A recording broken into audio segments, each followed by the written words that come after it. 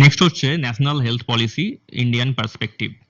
এখানটা বলছে যে health policy of a nation is it's strategy for controlling and optimising the social uses of its health knowledge of intended objectives. যে কোনো nation বা যে কোনো দেশের যে হেলথ পলিসিটা হচ্ছে সেটা হচ্ছে যে সমস্ত রিসোর্সেস থাকছে সেটাকে হচ্ছে হেলথ নিয়ে হতে পারে বা হচ্ছে হেলথের ওয়েলবিং এর জন্য যে সমস্ত রকমের রিসোর্সেস নলেজ সেই সমস্ত বিষয়টা হচ্ছে একটা অপটিমাইজড ওয়েতে ঠিকঠাকভাবে ওটাকে অ্যাপ্লাই হচ্ছে কিনা এবং সেটাকে মানুষের কাছে ডেলিভার করা এবং এটাকে কন্ট্রোল করা, এই জিনিসটার জন্যই হচ্ছে হেলথ পলিসি যে কোনো নেশন ক্রিয়েট করে থাকে। The main aim of health policy is decide or complete physical health, mental health, social health. এখানে মেন যেটা লক্ষ্য থাকে যে কোনো হেলথ পলিসির যে কোনো নেশনের, এটা হচ্ছে কি, সেটা হচ্ছে কমপ্লিট ফিজিক্যাল হেলথ, শারীরিকভাবে সুস্থতা, কমপ্লিট মেন্টাল হেলথ, মানসিকভাবে সুস্থতা, কমপ্লিট সোশ্যাল হেলথ অর্থাৎ সামাজিকভাবে সুস্থতা। এটাকে হচ্ছে এনশিওর করতেই হেলথ পলিসিগুলো ক্রিয়েট হয়ে থাকে যে কোনো নেশনে, যে কোনো দেশে।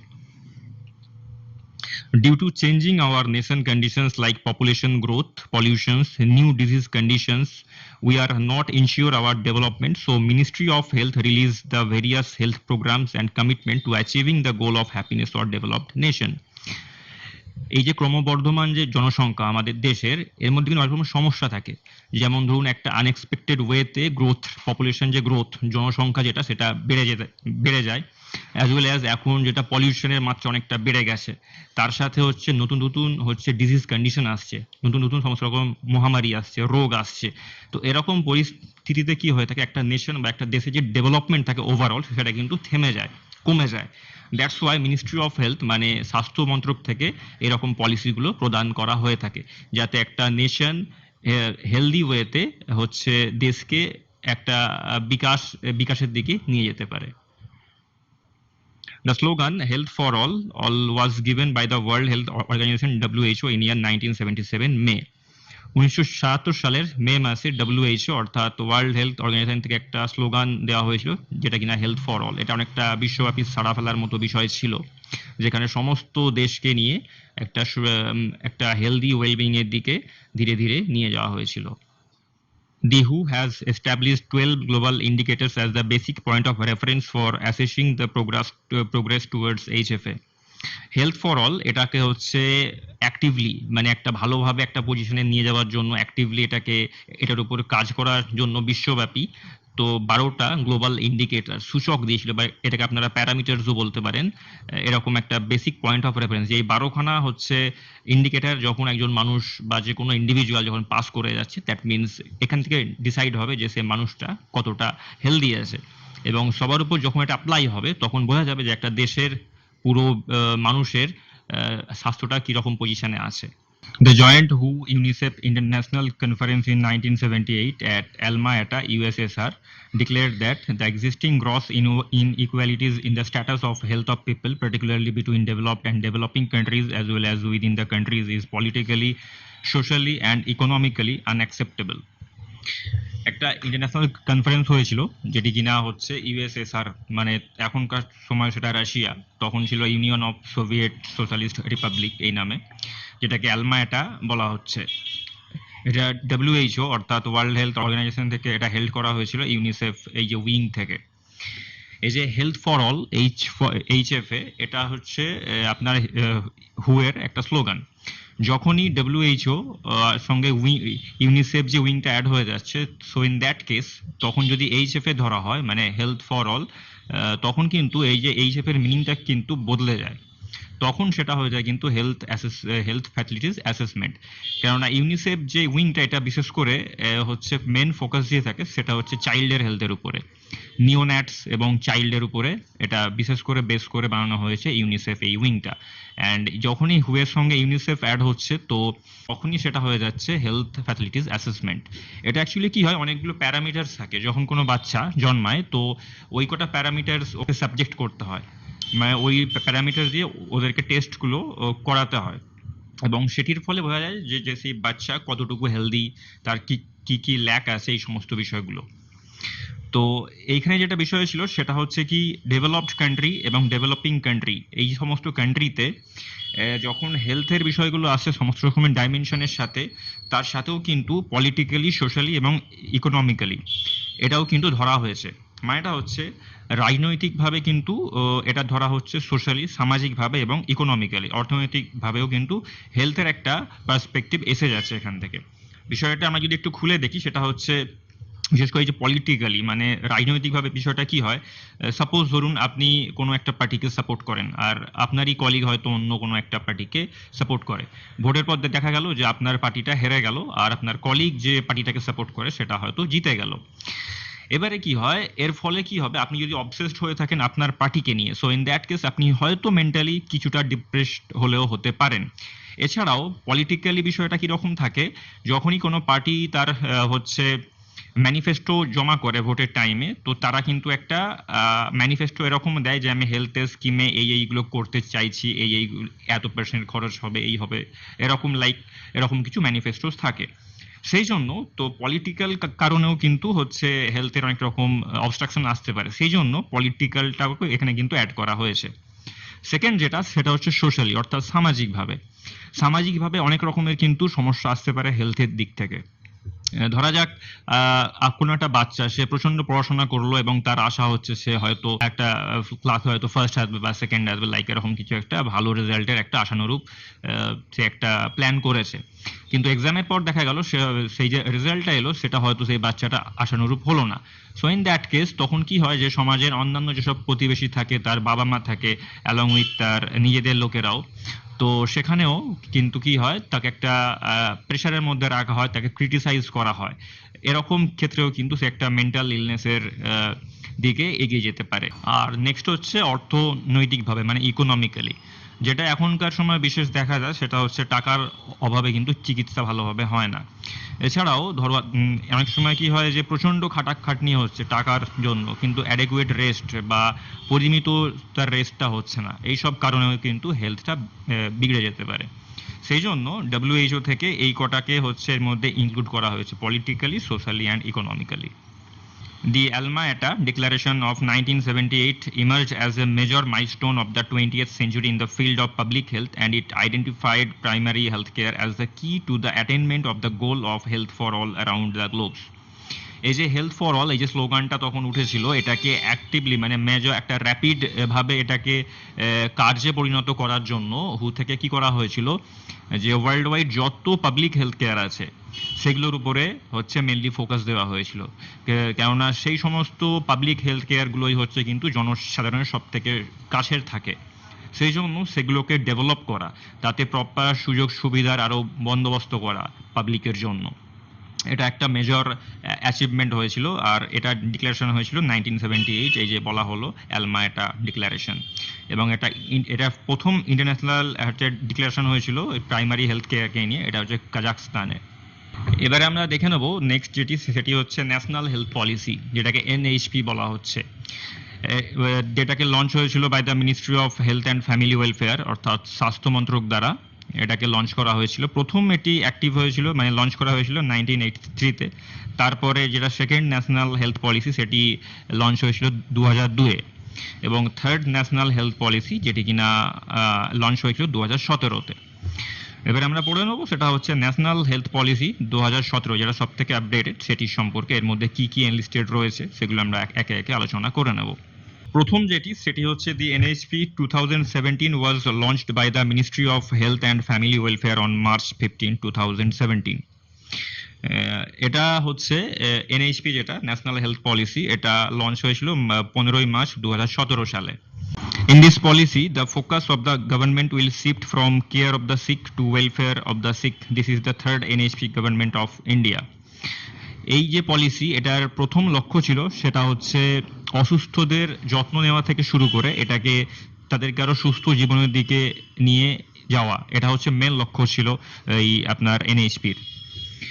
The main goal of the NHP 2017 as follows: to bring down the mortality rate of children under 5 years 29 to 23 per 1000 live birth.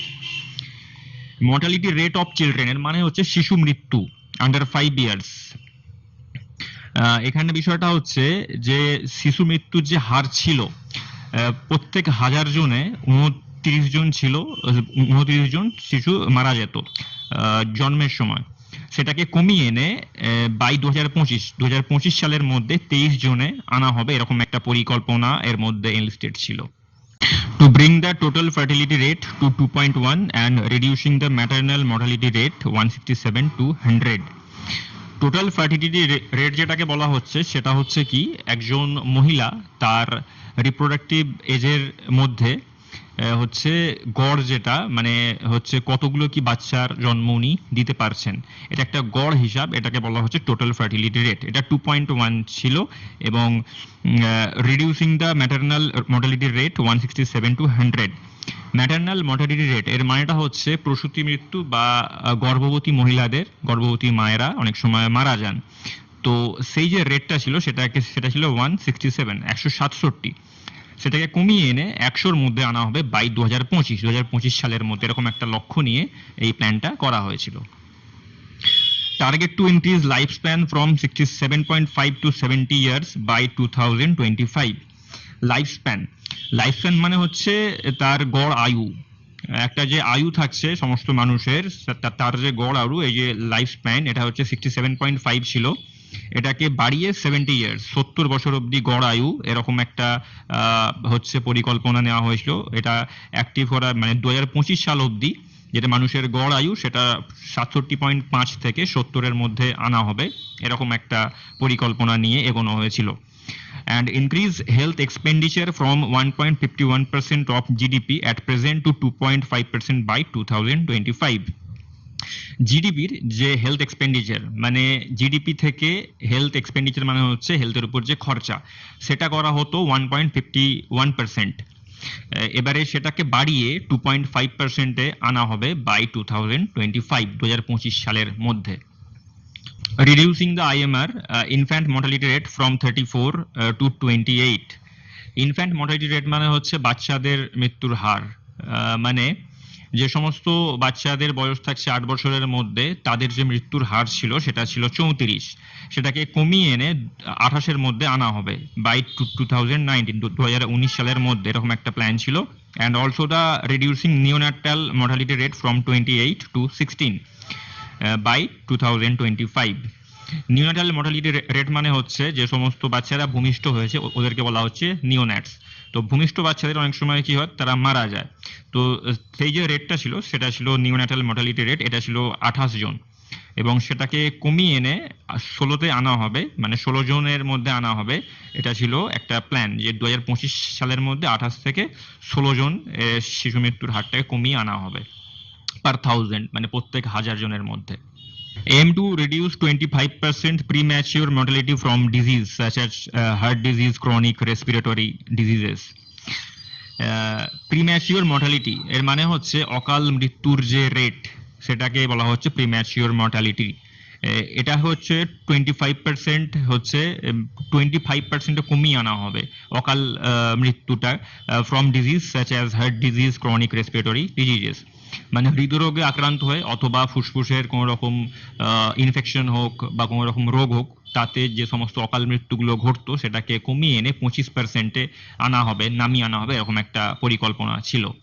Eliminate the leprosy by the year 2018। 2018 সালের মধ্যে কুষ্ঠরোগকে সম্পূর্ণভাবে নির্মূল করে দেওয়া হবে। কালা আজার বাই দ্য ইয়ার 2017। 2017 সালের মধ্যে কালা জ্বর যেটাকে বলা হতো সেটাকে সম্পূর্ণভাবে নির্মূল করে দেওয়া হবে। And lymphatic filariasis by the year 2017, এবং সেম ইয়ারের মধ্যেই হচ্ছে ফিলারিয়াসিস যেটা হতো সেটাকেও পুরোপুরিভাবে এলিমিনেট করে দেওয়া হবে।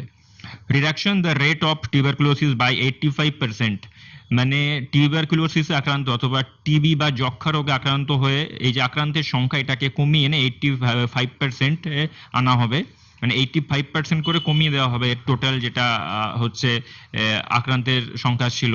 And eliminate the tuberculosis by the year in 2025, এবং 2025 সালের মধ্যে টিবি রোগকে সম্পূর্ণভাবে নির্মূল করে দেওয়া হবে। aim to achieve 90% of children born by or under the supervision of trained midwives nurses by the year 2025 and completely immunization of 90% of children of 1 year age. 90% child birth মানে বাচ্চার যে জন্ম তার 90% হতে হবে কোনো ট্রেন্ড নার্সের আন্ডারে। এটা একটা পরিকল্পনা ছিল ওখানে এবং এটা হচ্ছে 2025 সালের মধ্যে অ্যাক্টিভ করা হবে, লাইক এরকম একটা প্ল্যান ছিল। And completely immunization of 90% of children of 1 year age, এবং 1 বছরের মধ্যে বাচ্চাদের 90% বাচ্চাদের হচ্ছে কমপ্লিটলি ইমিউনাইজেশন, মানে হচ্ছে টিকা ভ্যাকসিন লাইক এরকম কিছু দিয়ে হচ্ছে তাদের প্রতিরোধ যে ব্যবস্থাটা সেটাকে কমপ্লিটলি হচ্ছে করা হবে, এরকম একটা পরিকল্পনা ছিল। To reduce the incidence of occupational injury by 50% by the year 2020। Occupational ইনজুরিটা মানে হচ্ছে সেটা হচ্ছে কাজ করতে গিয়ে কোনো রকম অ্যাক্সিডেন্ট হওয়া বা ক্ষত হওয়া, সেটাকে বলা হচ্ছে অকুপেশনাল ইনজুরি। এটাকে কমিয়ে এনে 50% মতো আনা হবে, মানে 100 থেকে এটাকে কমিয়ে এনে 50% আনা হবে 2020 সালের মধ্যে। At the present this rate is 334 per lakh workers in agriculture sector. কৃষিকাজের সেক্টরে এখন যেটা রেট সেটা হচ্ছে আপনার 334 জন প্রত্যেক লাখে। By the year 2020, states will have to 8% of their budget on health service. 2020 সালের মধ্যে সমস্ত যেসব স্টেটস বা রাজ্য আছে তাদেরকে 8% বাজেট হেলথ সার্ভিসে অ্যালট করতে হবে। To reduce the current prevalence of tobacco use by 15% by 2020 and by 30% by 2025. টোব্যাকোর যে ইউজ, তামাকের যে প্রচলন ছিল সেটাকে হচ্ছে টোটাল যে হচ্ছে কনজাম্পশন ছিল সেটা হচ্ছে 15%, মানে 100-এর মধ্যে 15% কমানো ছিল 2020-তে, এবং এটাকে আরো 30% কনজাম্পশন, মানে এটাকে আরো কমিয়ে দিতে হবে। কমিয়ে এটাকে টোটাল যে কনজাম্পশন ছিল টোব্যাকো কনজাম্পশন সেটাকে 2025 সালের মধ্যে আরো 30% হচ্ছে কমিয়ে দেবে। এরকম একটা প্ল্যান নিয়ে এই আপনার হচ্ছে এই টোটাল যে প্ল্যানটা হয়েছিল, পলিসিসটা, সেটাকে ক্রিয়েট করা হয়েছিল। এতগুলো হচ্ছে পরিকল্পনা নিয়ে ন্যাশনাল হেলথ পলিসি অর্থাৎ এনএইচপি 2017টা হচ্ছে কনসার্ন রয়েছে। এরপরেও যদি আপনাদের কিছু জানতে বাকি থাকে তো আপনারা নিচে কমেন্টে লিখে দেবেন, আমি যত শিগগিরই সম্ভব সেটির উপর ডিসকাস করার চেষ্টা করব।